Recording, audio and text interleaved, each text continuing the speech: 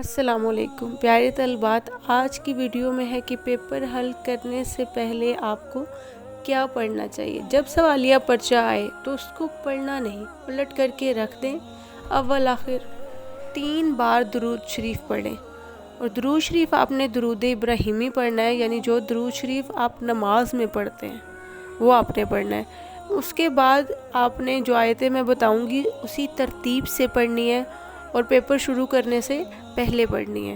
اگر پیپر آپ کو ہاتھ میں دے دیا گیا ہے تو آپ اس کو الٹا کر کے رکھ دیں، اس کے بعد پڑھیں۔